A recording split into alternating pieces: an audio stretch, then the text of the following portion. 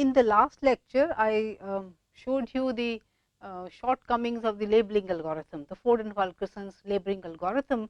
So, I thought that I will at least give you some idea about one of the improvements on that algorithm, because at this point of time Ford and Fulkerson's algorithm is not really used, because as I told you of its shortcomings. So, because the scope of the course does not really permit a very detailed discussion of max flow algorithms, I thought I will at least introduce you to one of the improvements that were made some time ago. So, here the paper, actually this was by Edmonds-Karp, who have done a lot of work in optimization, combinatorial optimization, and their paper appeared in 1972 in the Journal of Association of Computing Machines, and the title was Theoretical Improvements in the Algorithmic Efficiency for Network Flow Problems.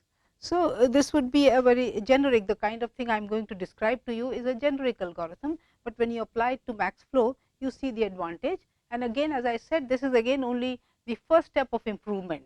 Then later on there were many more improvements, and it will be evident to you why this is not the last word on max flow algorithm. So, I will come back to the same problem that I discussed with you last time. And so, idea here is, you see, we were the Ford and Fulkerson's algorithm does not say anything about how you operate that list of nodes that you scan. So, here the idea given by Edmonds-Karp is that you operate the list as a, so the idea here is operate the list as a queue, and you mean you understand what it means. That means first in and first out. Okay. So, when you operate a list as a queue, that means whatever came into the list the beginning, so according to in that order only it will go out of the list. That means you will pick up the, so here let me show you what I mean by that, and this is also known as a breadth first search, and then because of breadth first search we will see what the result is. So, here let us see, you start with list as including node S, then when you scan S, your list will contain nodes 1 and 2, right, because you can from S you can go to 1, you can go to 2, since there is no flow in the network right now. So, now when you say first in first out, I will now take out node 1 for scanning. Okay. So, then in that case, so here okay, I do not have to label, you understand what I am doing. So, this is labeling 1 and 2. So, then when you operate when you scan node 1, from here you will be able to label 3 and 4, right. So, your this will become, see, this is what we mean by operating the list as a queue, right. So, it will be 2, 3, 4, right. Then you will now take out node 2 for scanning, and from node 2 you can, you see 4 is already labeled, 3 is already labeled. So, you cannot do anything from here. So, you will go to the next one, right. From 2 you cannot label either 3 or 4. So, I will go to 3, and from 3 you can label. So, then when you scan 3 you label T. Okay. And so, node T gets labeled, and therefore, your augmenting path is this, right. And so, you have see that the capacity, of course, when you do the actual labeling, you will also record the label from which the node from which this you reach T. So, therefore, you when you trace back the path, you also check the capacity, and it comes out to be 10,000. So, you will say that you have flown along the augmenting path S13T, 10,000 units of flow. So, therefore, this will become my flow along this path. Okay. And now, I start scanning again. So, you see here also, as soon as one augmenting path is found, they are going back to a fresh labeling. So, that defect still stays, that you are not finding more than one algorithm augmenting path in one iteration. So, therefore, the later algorithms make an improvement on it. So, here you see we will again start from here, then you can label. So, here list will be this, and then from here you cannot label 1, you can only label 2. So, the second iteration, this will be simply 2, right, and then from 2. So, when you want to scan node 2, let us see, from 2 I can go to 3 and 4, right. From 2 I can only label 3 and 4, right, and then when you scan 3, from 3 you cannot label anything, right, because 2 is already labeled. So, from 3 I cannot and I cannot label T because this is already saturated. Yes, right. I could label from 3, I could label 1, right, because I can reduce the flow. So, when you scan 3, so you have 4 and then you have 1, because 4 is already labeled. So, from no, sorry, I'm not talking of 4. All I'm doing is from 3 I can when I scan 3 I can label 1. So, that's it. So, it comes into the queue at the end of after 4, right. And now, when you scan 4, then your list will be T, sorry, this will be T and 1. I should not forget 1 because 1 is already present. So, T, or you can say, okay, again I should not spoil the order because then the whole idea is lost. Yeah. So, the proper would be, proper thing, the list would appear as 1 and T. Yes. And now, from 1 you cannot label anything because all these nodes are labeled. So, then I will go to T, and so, and in fact, since T is there already in the list, that means I have found an augmenting path, and in this time your augmenting path is this, and this also has capacity 10,000, right, because from T you came by 4, and to 4 you came by 2, and then 2 you came by S. So, 10,000 capacity, and therefore, you have found the max flow in 2 augmentations, just 2 augmentations, and the total flow of 20,000 units. So, this is the idea. So, therefore, now I can spell it out, that if you operate the list as a queue, that means you use first in first out search for your for scanning the nodes, then you also look, you end up getting. So, this obtains shortest augmenting paths. Okay, and shortest means, of course, number of arcs, because we are not concerned about the distances of the arcs here, it is only the number of arcs. So, you see this one, both these paths had 3 arcs in the shortest path, and in the earlier thing when I had shown you, see, for example, what were we doing when the labeling algorithm, see, I had found for you, say for example, I found the path S14T, right, this was an S1, this was S14T. So, S14T, and this had capacity of only 1 unit, right. Then in the next iteration we said we can look at the path S2, because there is no hard and fast rule about how you find in the Ford-Fulkerson labeling algorithm S2, then I can go to 4, 1 and T, right. This was your second augmenting path if you choose, again with capacity 1, right. And so, the flow at the end of these 2 would be 2, and now if you alternatively you alternate with these 2 augmenting paths, you will have 20,000 iterations, sorry, 10,000. If you do take this as a pair, then you are having 2 units of flow in the network. So, then you will have 20,000 iterations to get the flow that you got by using the list as a queue in only 2 iterations.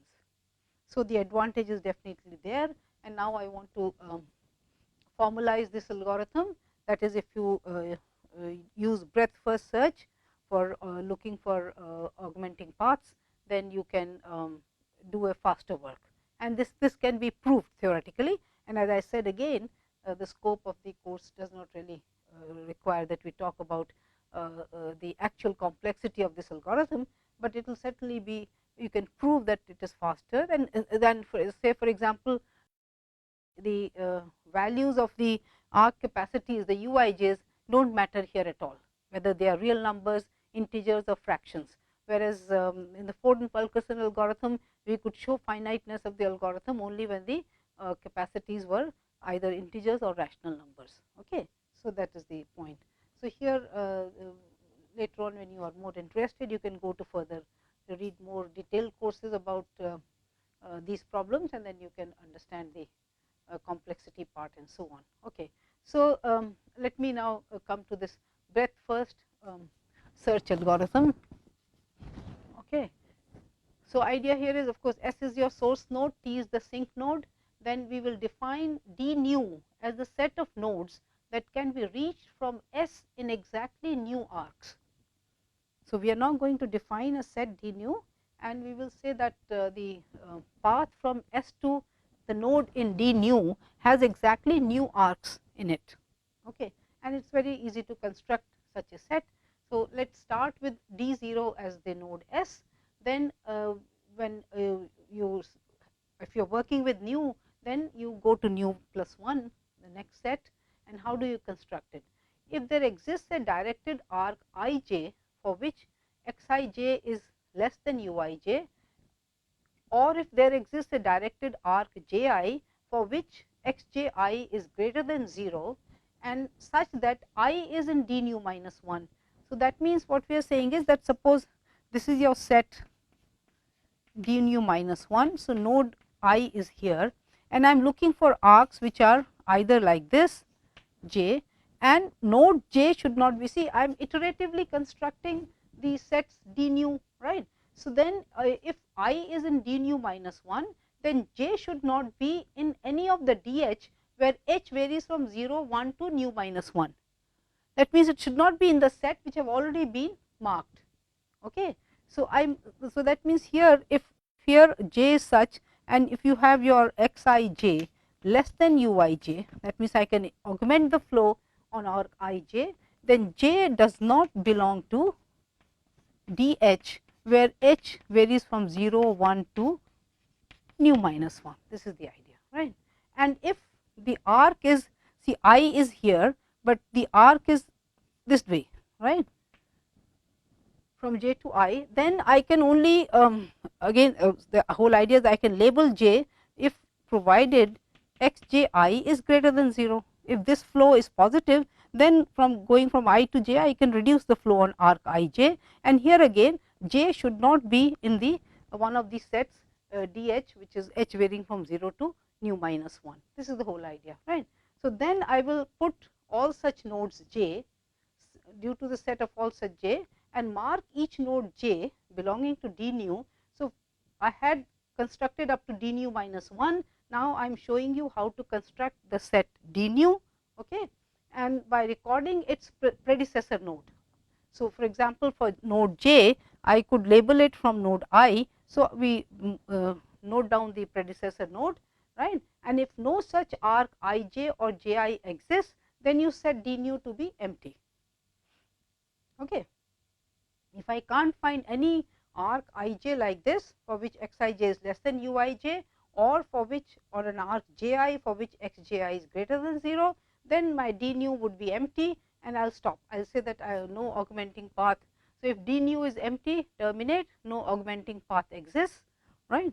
And in this case, we will show that the current flow in the network is actually the max flow. If t belongs to d nu, then stop. An augmenting path has been found. Use the predecessor node to trace back the path from t to s and find its capacity.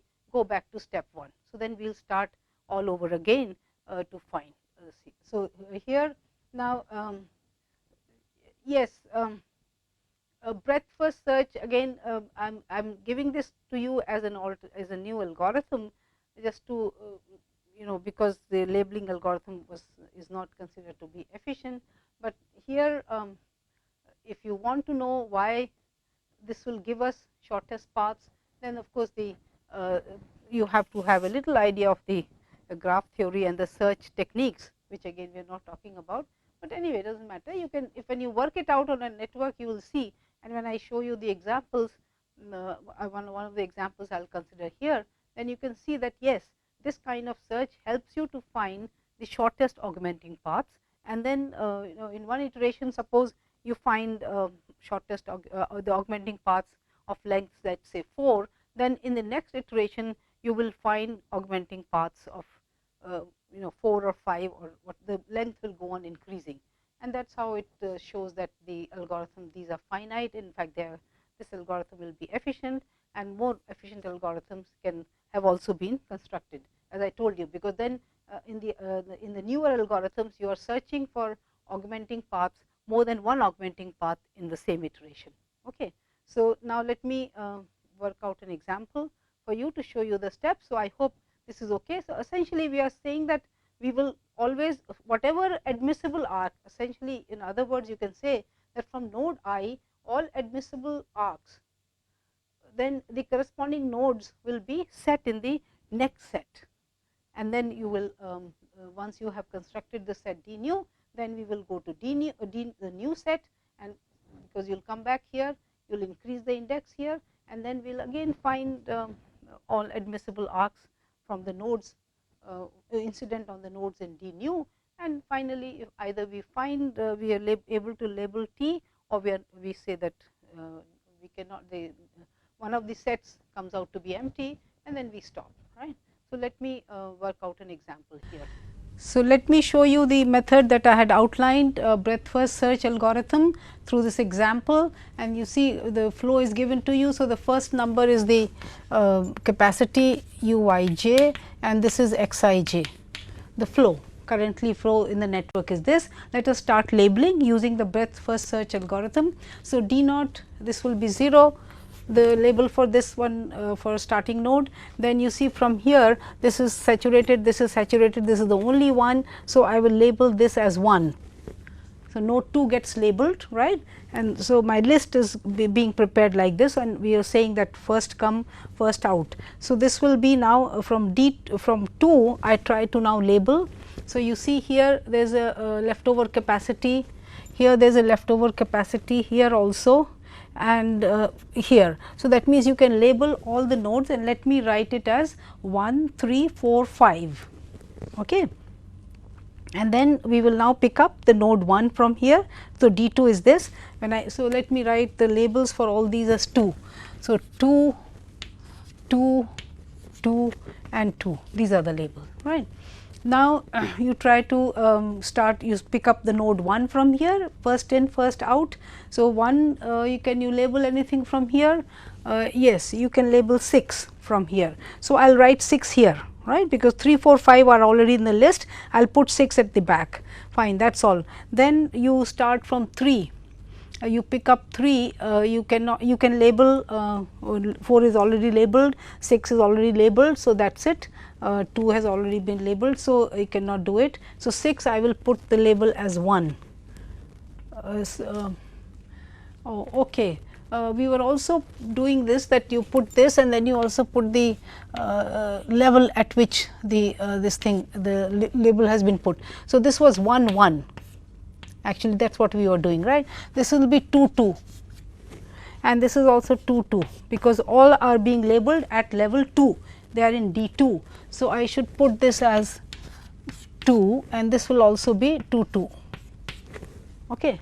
Then when you label, now the third level labeling, you start with 1. So, this will be 1 6 1 3. Okay. And you are not done with level 3 labeling yet, because from 3 now you cannot label anything more, 4 also you cannot label anything more, from 5 you can label T. You see, from 5 you can, because 4 and 6 are already labeled. So, 5 you can label T, and therefore, the label for 5 would be T would be 5 and 3. So, third order label, and the moment you label T, you have T has been labeled. So, an augmenting path has been found, right, and the augmenting path is S to 2, 2 to 5 to T, and of course, we trace back, because from T you will go to 5, right, from 5 you will go to 2, and from 2 you will go to I should have put here S. S. From 2 you came to you came to 2 from S, and the capacity then you will have to find out, because you start going about see here for example, the capacity leftover capacity is 1, then you will see if you can flow that much unit back up to S. So, therefore, this is the augmenting path with capacity 1. So, we will now need to augment the flow. So, let us quickly do it. The flow becomes here 4, okay. Then this you have 1 unit of flow here, and this becomes 4, right. So, then it says you erase the labels.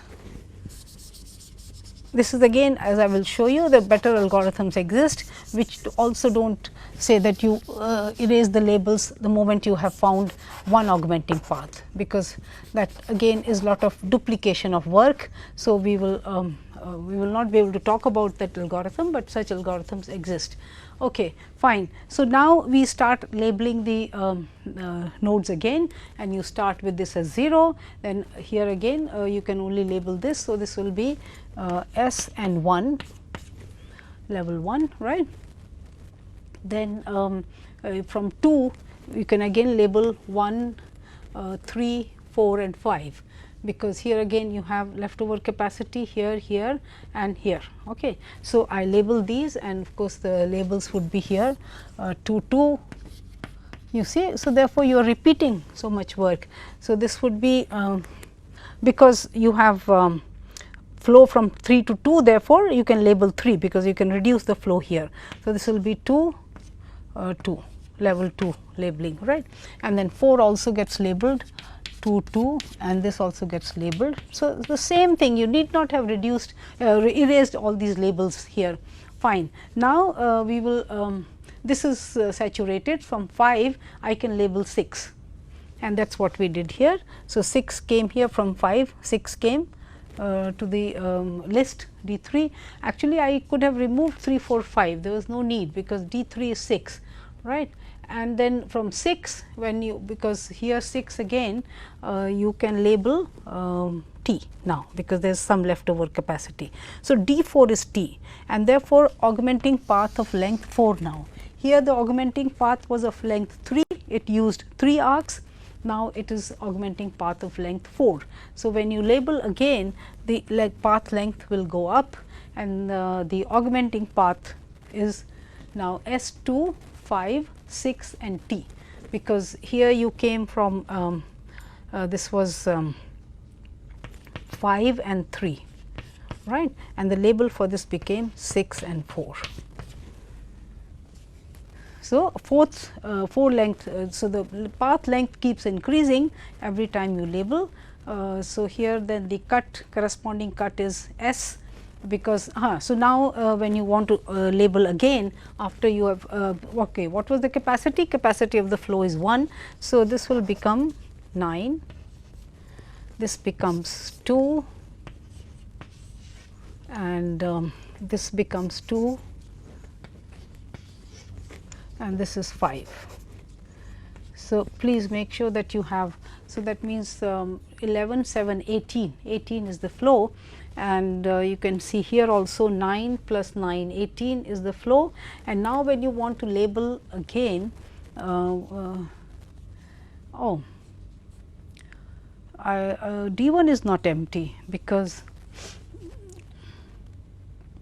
D1 is not empty, because I will be able to label 2, that will still be there, fine. So, I should not say this, D naught is this, D1 is 2 again. If its numbers are I do not know, maybe the initial flow 18, and so then can you again find so now you will not be able to find, yes, now you try to label, we will stop here, but D1 is certainly not empty. Now, from D1 can you label anything? From 2 can you label? Yes, you can label 1, you can label 1, and then you can label 4, again you can label 3 and 5. So, how did I write? So, therefore, this is not correct.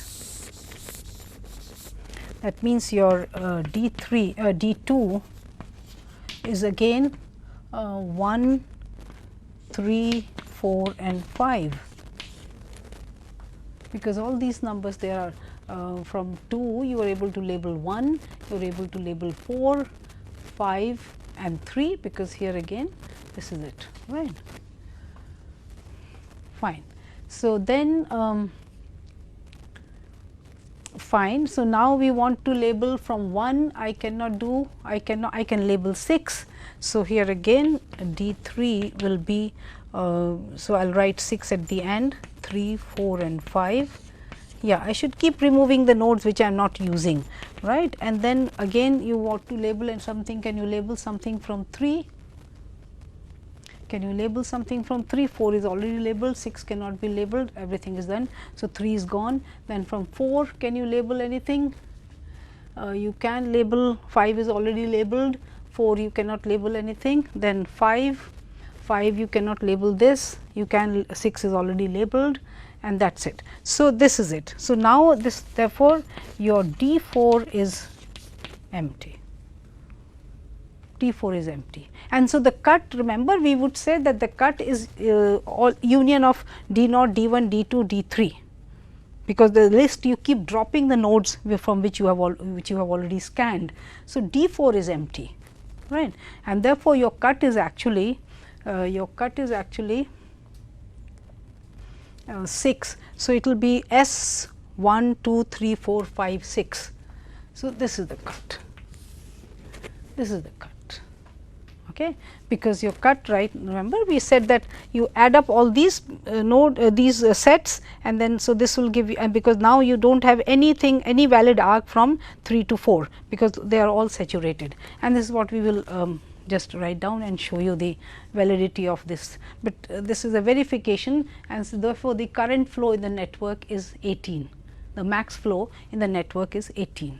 So, just want to give the last comments on this, and I have already shown you through this example. What we are saying is that the moment, see, we said that here that when you hit the set to be empty, the D nu set is empty, then you stop and see what is happening. Why is D nu empty? You can just see that from node I in D nu minus 1, whatever arc is there, I j is a forward arc, then you see it is already saturated. So, therefore, you are not able to label node j, right, and so you cannot find any node in D nu this way, that means which is connected to node I through a forward arc. Similarly, there is no j which is connected to node I in D nu minus 1 via backward arc, because the flow x j I is 0, and therefore, I cannot label j from I. This is what is happening, and so my D nu is empty. Right, I am not able to label any more nodes from nodes in D nu minus 1, and so D nu is empty, right. And you can see that the cut would be, you add up all the D naught to D nu minus 1, add union of all these sets, then this and V minus this set, this will give you the cut.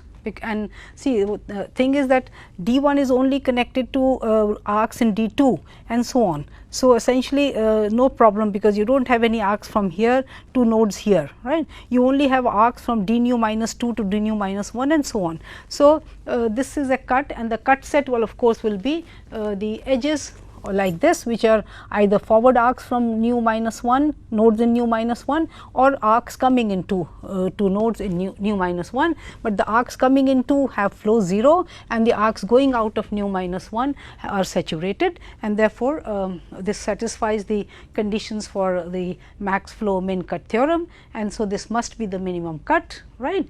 And now, you see that as I showed you through the example, of course, these two things we will not, this is not part of the course to be able to show you that, but you can see through this example that because of the labeling, when you exhausted the possibilities of labeling finding augmenting paths of a certain length, then next time when you started labeling, the length went up, right. So, 3 to 4 in this case. So, here also therefore, you see the number, and since the path length cannot be more than n minus 1, therefore, the number of iterations will be bounded above by the number of nodes in the network, right. And then you can also show, it is possible to show that the amount of work that you do at each iteration, because you are after all just trying to scan all the edges which are either coming in here or going out, either going out or coming into this. So, then the amount of work that you would do will not exceed order v square, the number of nodes square. And so, the total complexity or the time required to work out, that means the number of basic steps that you would need to work out this algorithm would be into order v cube. I am just giving you an idea, of course, we are not going into all those things. So, this is the whole concept behind trying to improve on the Ford and Fulkerson labeling algorithm. And then, as I said, there are more refinements on this, which make the algorithm more simpler to implement. So, let me now talk to you about topic PERT and CPM. This is called critical path method and program evaluation review technique. These are used, this is these problems arise in project managements.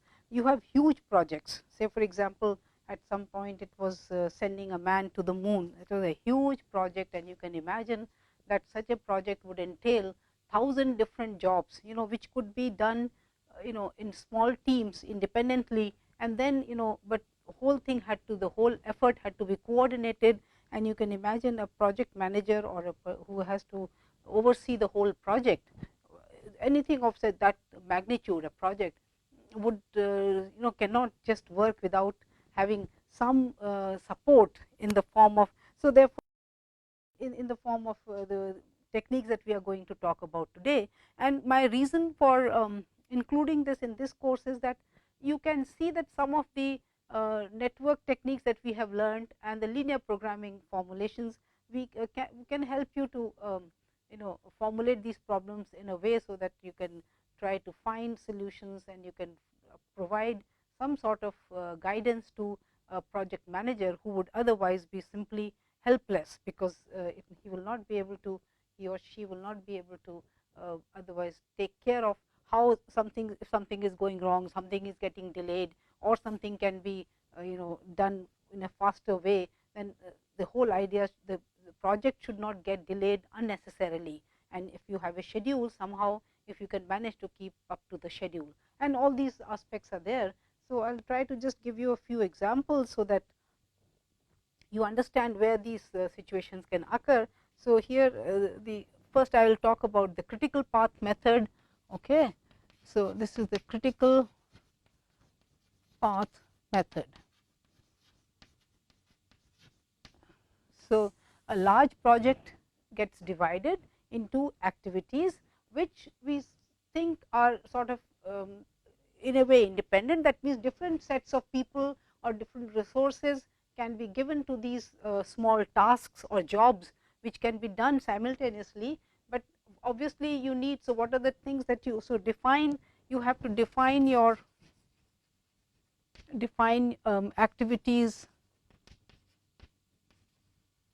or jobs or tasks, whatever name you want to give to them, right. So, you have to first define these, and then you have to have some sort of precedence relations among the jobs.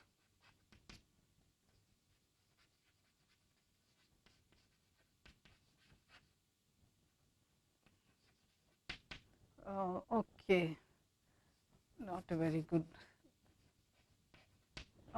precedence relations among the jobs. Say for example, if you are building up a, or okay, let us say a tire has punctured on the way, you are going somewhere and a tire gets punctured.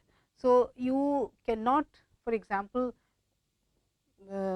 replace the tire or the, unless you take out the stepney from the dicky of the car, right. And you cannot put the stepney unless you remove the punctured tire, the wheel from the, first you have to remove the wheel from the car, and then you have to remove the that and replace the stepney, fix the stepney to the car, and so on. So, the sequence of jobs is also fixed in a way, and here I am talking of a situation where sort of the jobs are definitive. We know exactly what resources, how much time and so on the jobs will require.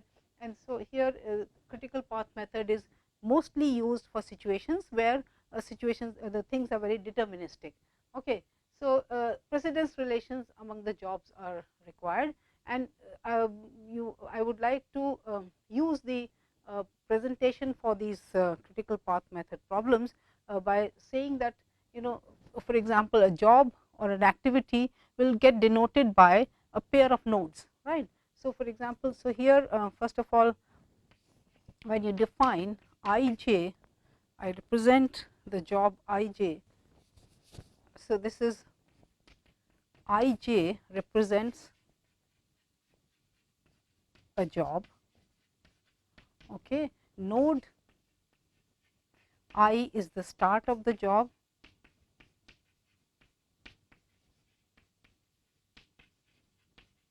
right, and node j represents, well, okay, maybe it's enough to say that node j represents the finish. Okay, it represents the finish. Say, for example, yes, suppose I have an arc like this also here. So, let us look at this network here representing a project. I have not shown the finish here. The finish may be somewhere, and then you may have something like this. This may be the finish. So, here you start, and what it is saying is that activities S1 and S2 can begin at the same time, because the resources and the kind of team that you require for starting these two jobs, they are different, they are independent, and so you can begin the project from this at point of time, and both these activities can start at the same time, right. Then TS1 gives you the time to complete this job. TS2 denotes the time to complete the job S2, right. And then now I am trying to show you the precedence relationship. So, what it is saying is that job 1-3 cannot begin till job S1 is complete. Okay. So, this is kind of precedence relationship, and here for example, in this case we are saying that node 3 is the beginning of job T34, of job 34 and of 35.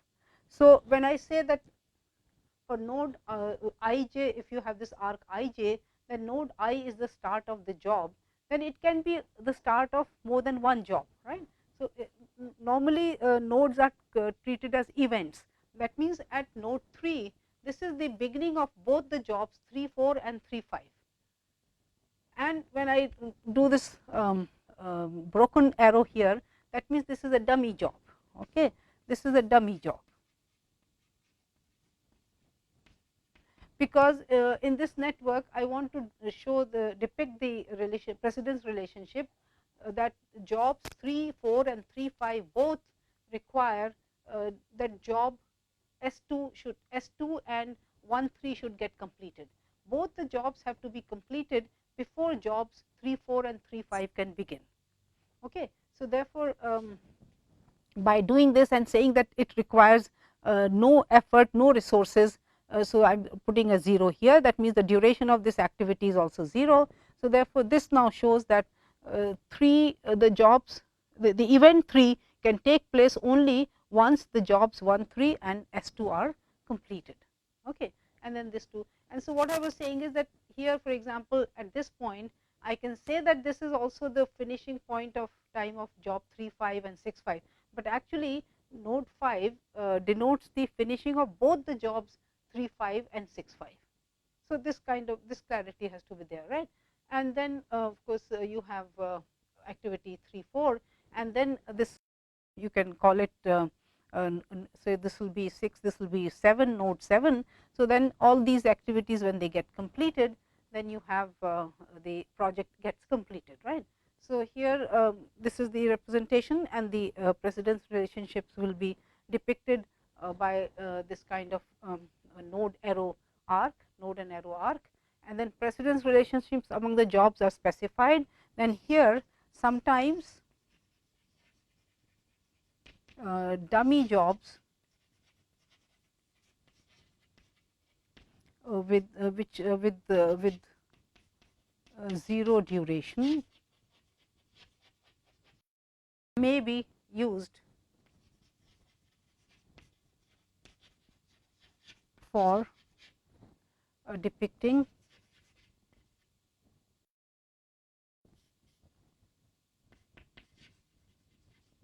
precedence relationships.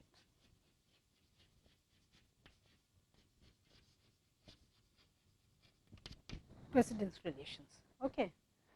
See, while discussing PERT CPM, I did give you an idea how we would go about drawing the network, but here let me give you formalize the whole thing. So, we are using the representation where the nodes represent events, and so we will have a node. First we will have one single node to depict the or represent the start of the project, and then of course, the arcs connecting nodes are activities. For example, here I j will represent activity I j, which begins at node I and ends at node j. Similarly, activity L j will also will begin at L and end at node j, right. So, arcs connecting nodes are activities, and then precedence relations are indicated by activities acting at the node which represents start of the activity that follows immediately. So, for example, if you have the activity some j k, then j k activity cannot begin unless both activities I j and L j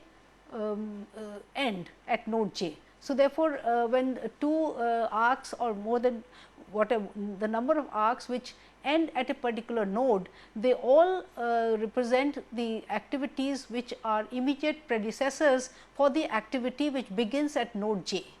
So, this is the kind of precedence relationships we depict in the network, and then we often use dummy activities to show precedence relation. Now, for example, for activity j m, activity I j and I k both are predecessors, but then since activity I k is also a predecessor for activity k n. So, therefore, in the network I have joined k and j by a broken arc which denotes a dummy activity. So, now the network shows that for activity j m, activity I j and I k both are predecessors, immediate predecessors. So, this is how, and of course, in the beginning when you are drawing the network, you can use the dummy activities freely, and then again you can revise the whole thing and see if you can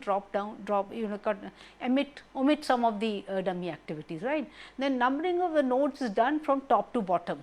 So, essentially what you do is you first draw the whole network showing the precedence relationships and so on, and then you start numbering the nodes from top to bottom, and then there should be a node indicating the end of the project. Fine. And then of course, as we discuss the problem later on, I also show you some of the ways how we manage the network. Okay.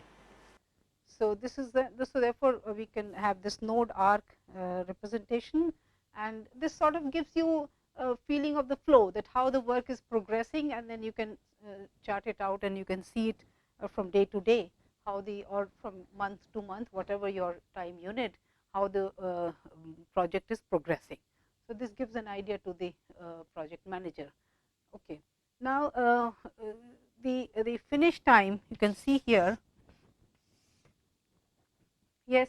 So, this will tell you the when you reach t, that means the time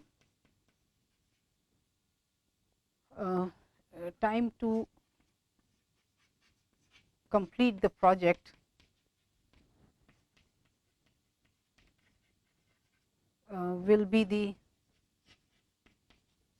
length of the longest path from start to finish. And so, remember I told you that we would need to compute longest paths in a network. Yeah. So, now let me make two comments here. So, first of all, a project will be completed only when all the jobs have been completed. So, which makes so therefore, it you immediately realize that the longest path from S to T will give you the duration of the project, right. And secondly, this network is acyclic. the the project network, maybe I can, the project network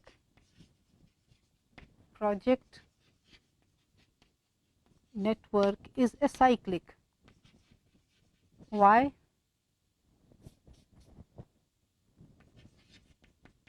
Why is it acyclic? See, if it had cycles, that means what? That means your precedence relationships are faulty. No, if you had a cycle like this in your project network, then that means what will it say?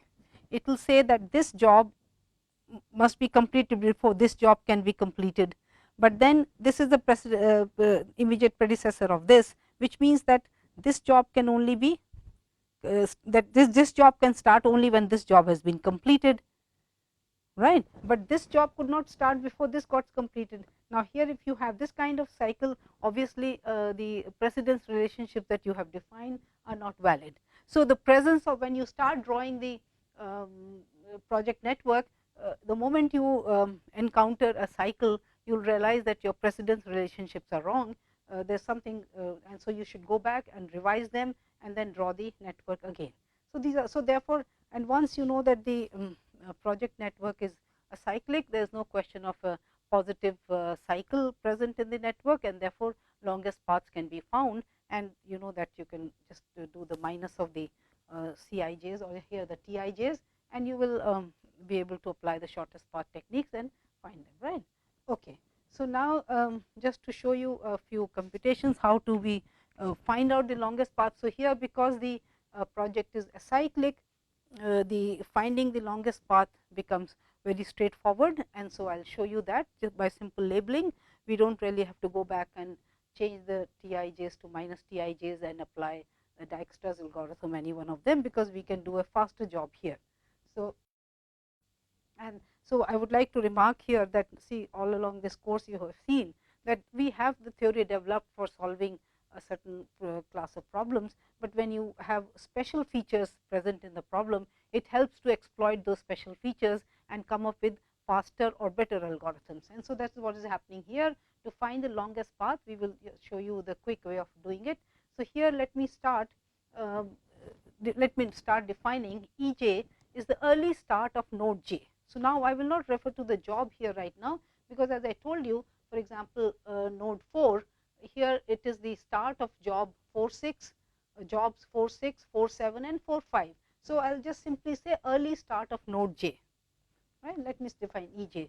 So which means that here we will always say that Es is 0. Let me start, the clock begins from 0 time, right? And then we will use this definition that for any node j, you want to find out the early start. And obviously, for example, here this node cannot begin, the start for this node cannot begin unless jobs 2.4 and 1.4 have completed, right? So therefore, the definition would be max of Ei plus Tij, where I is, so yeah, I should have maybe defined the word immediate predecessor. So this is immediate predecessor, means that here, for example, for 3, the immediate predecessor is 1, right? Or you can say that for job 1.3, the immediate predecessor is S1 in terms of jobs. So you can have both concept of immediate predecessor node or predecessor job, right? So here, and so for example, for 5, both this and this, 3 and 6 both are immediate predecessors for node 5, right? So when you want to find the early start for node j, then what you are saying is here, so you have a node j here, okay, and you will look at all the immediate predecessors here, I1, I2, say for example, and then early start of this plus, so this will be EI1 plus TI1j. Similarly, this will be EI2 plus TI2j.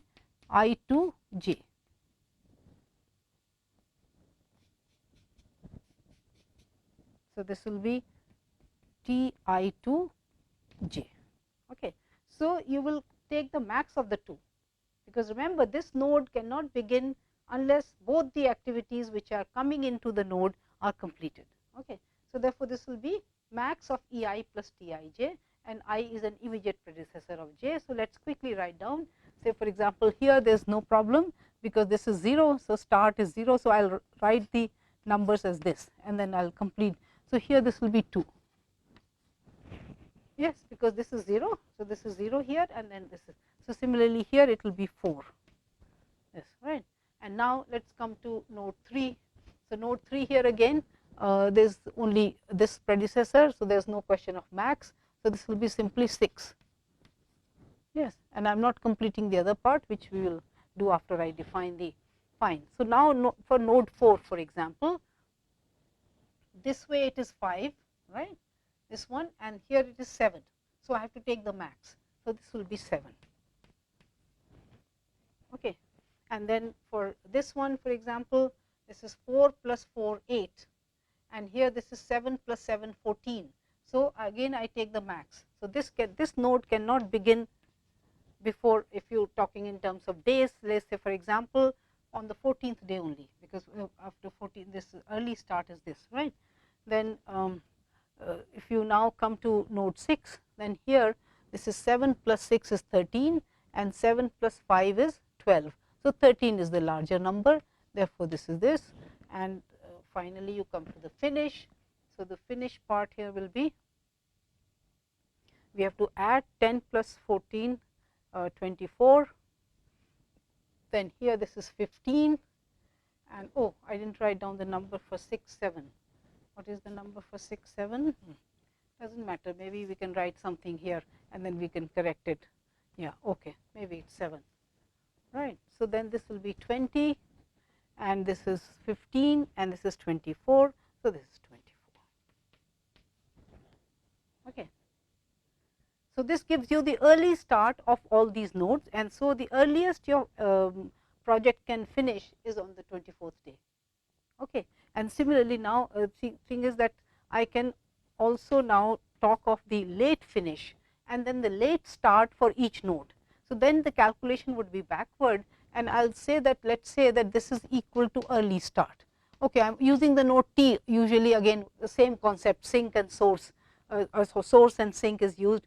I have written 7 here, but so if you take this the fact that late finish is also the same as early finish, given that, or sometimes what happens is there is a due date for the project. So, then the late finish can be taken as the due date of the project, and then you compute backwards, and the computation is again straightforward here. Now, you will be taking the minimum, but then it will be immediate successors. See, what we are saying is that if you have a node I here and you want to compute its late finish, then you have jobs like this, right. And so, you, because all these jobs have their late finish, this nodes, and then you will subtract the completion time of the each of these jobs and take the minimum, because again you see this node, the latest finish can be only when all these jobs have completed. So, the completion times of this and the late finish of these nodes, and then minus the processing times of these jobs, and then you take the minimum, right. So, for example, here I will just quickly do computation for one node, see 24, and if this is 7. So, here you see this is 24 minus 7. So, this will be 14. You get my point, because here this node is only one successor and this is 24 is the late finish. So, minus the completion time of this job. So, that is 14. But for example, for this one, when you do it, so here or come to this point. So, this is again 24 minus 10, which is 14. Okay.